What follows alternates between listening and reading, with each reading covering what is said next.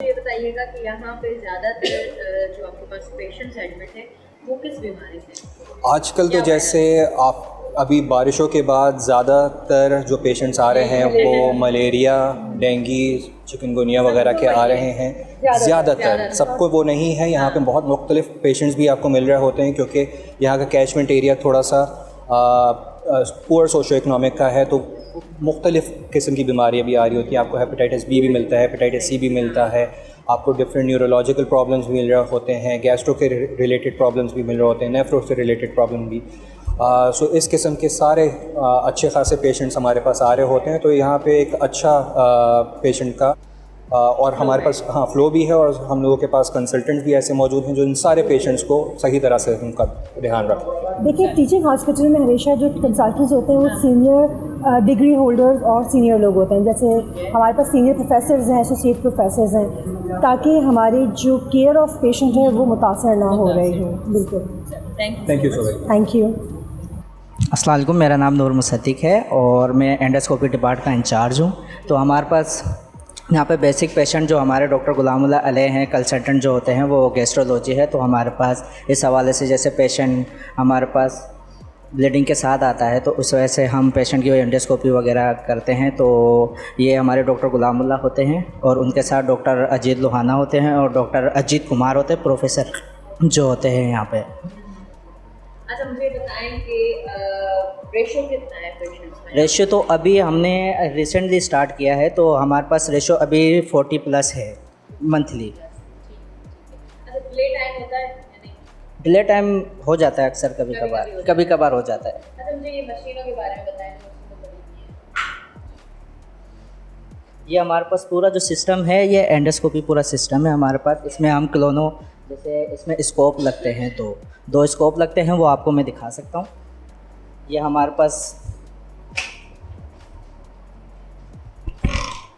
ये 2 स्कोप है। ये हमारा एंडोस्कोपी है और ये हमारा क्लोनोस्कोपी का स्कोप है। इसी से हम लोग एंडोस्कोपी वगैरह करते हैं जो भी है। किस तरह की बीमारियों में एंडोस्कोपी की जाती है? एंडोस्कोपी ना एक प्रोसीजर है और एंडोस्कोपी में हम कर क्या रहे हैं, एक तरह से हम मैदे का मुआयना कर रहे हैं। ठीक है, अब ऐसे जो भी मरीज़, जैसे सबसे पहले जिगर के मरीज़ हेपेटाइटिस बी सी, उनकी स्क्रीनिंग प्रोटोकॉल में ही आता है। दूसरी इंडिकेशन ये होती है किसी को खून की उल्टी आ रही है तो आपने मैदा देखना है, मैदे से खून की उल्टी तो नहीं आ रही। फिर अगर किसी को बहुत ज़्यादा डायरिया हो रहा है, लूज स्टूल हो रहे हैं, तो हम क्लोनोस्कोपी करते हैं। क्लोनोस्कोपी मीन्स कि हम नीचे के रास्ते से उसका मुआयना कर रहे हैं। तो एक तरह से कैमरे के ज़रिए आप पूरी आंत का मुआयना कर रहे हैं। तो कोई भी ऐसी बीमारियां जिसमें हमने ढूंढना है, आंत की बीमारियां, मैदे की बीमारियां, हम उसमें एंडोस्कोपी करते हैं। तो यहाँ पे एंडोस्कोपी डे केयर में भी होती है, मतलब आपने एक पेशेंट को लिस्ट में रखा है, वो घर से आया और डे केयर में उसका प्रोसीजर हो गया, वो घर में चला गया। फिर एक कुछ पेशेंट्स होते हैं जो इमरजेंसी में आए, जैसे वोमिटिंग से शायद आए, ब्लडी वोमिटिंग के साथ आए, हमने उनको एडमिट किया है, तो इमरजेंसी में भी हमारे पास एंडोस्कोपी होती है। तो ये मतलब अच्छा वर्किंग हमारा एंडोस्कोपी है। बहुत अच्छा, और आपने इस चीज़ को बहुत अच्छे से बिल्कुल, हाँ, और एक कहते हैं ना सादी ज़बान में समझाया है ताकि सब लोग समझ सकें कि ये है क्या चीज़। बिल्कुल, थैंक यू सो मच। जैसे मैं आपको बता रही थी कि इवन हमारे पास प्राइवेट रूम्स की फैसिलिटीज़ भी हैं। तो वो पेशेंट जो प्राइवेटली पे करके एक VIP माहौल भी लेना चाहें तो we have all the facilities for them too. अच्छा, ये हमारा जो है ना हाई डिपेंडेंसी यूनिट है और इसमें ऑलमोस्ट हाई डिपेंडेंसी यूनिट है और हम एक्स्ट्रा बेड भी लगा सकते हैं इसमें, ये भी गुंजाइश है। अच्छा, हाई डिपेंडेंसी यूनिट का जो है वो फ़ायदा एक तो ये कि मॉनिटरिंग जिन पेशेंट को रिक्वायर्ड है, लाइक जिनका ब्लड प्रेशर लो है, जिनका हार्ट रेट बहुत ज़्यादा है, जिनका खुदा ना खासा सांस का मसला है, जो ज़्यादा बीमार हैं, उनको हम यहाँ रख सकते हैं। ठीक है, जो वेंटिलेटर से मना कर दें या जो कहते हैं कि हमने वेंटिलेटर पे नहीं डाला, तो हम हाई डिपेंडेंसी यूनिट में उनको ट्रीट कर सकते हैं। अच्छा मैडम, ये मशीन के बारे में बताइए। ये मॉनिटर्स हैं, ये बड़ी अच्छी मशीन है, TV में दिखाई देती है। ये मॉनिटर्स हैं। हाँ। ठीक है, इन मॉनिटर्स में हम blood pressure, heart rate, oxygen saturation, ये चीज़ें जो है वो मॉनिटर करते हैं। और हार्ट रेट कौन सी है? अच्छा, अभी इस पे तो पेशेंट नहीं, अभी पेशेंट पे अटैच नहीं हुई भी।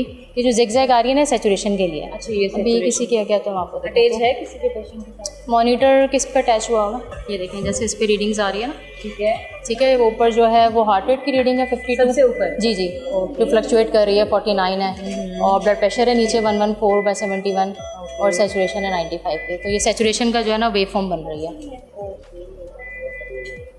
हार्ट बीट भी तो जी, हार्ट बीट का भी ECG नहीं इस पे अटैच ना, तो ECG से आएगी वो हार्ट। ओके, ठीक है।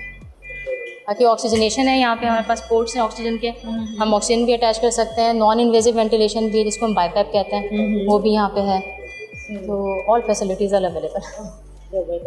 जी, मैं डॉक्टर अफशीन हूँ। मैं यहाँ पे STH हॉस्पिटल में I am working as a pulmonologist. ठीक है। और यहाँ पे ये हमारे पास HDU है, हाई डेंसिटी यूनिट जिसे हम कहते हैं। और यहाँ पे हम डिफरेंट डिपार्टमेंट्स के पेशेंट्स को जो है जिनको एक स्पेशल केयर की ज़रूरत होती है अबव वार्ड, हम यहाँ पे एडमिट करते हैं। इसमें मेडिसिन के पेशेंट्स भी एडमिट होते हैं, चेस्ट से रिलेटेड भी पेशेंट एडमिट होते हैं, सर्जरी के पेशेंट भी एडमिट होते हैं। तो अगर यहाँ पे अगर पेशेंट खुदा ना खास्ता इंटूबेशन वाली नीड पड़ जाती है तो फिर हम उसको स्टेप अप करके ICU में कर देते हैं पेशेंट। अच्छा, मगर मैं ये बात करूँगी जैसे जनरल वार्ड होते हैं जी, उनमें से ज़्यादा केयर की जिसको ज़रूरत होती है वो यहाँ पे एडमिट होते हैं और उनसे भी ज़्यादा केयर की ज़रूरत है तो ICU, तो वो फिर ICU में पेशेंट मूव होता है। जी, तो ये पेशेंट हमारे पास ना फीवर के साथ एडमिट हुए थे। ओके। तो अल्लाह का शुक्र अभी तो फीवर सेटल हो गया इनका, एंड ही वांट डिस्चार्ज।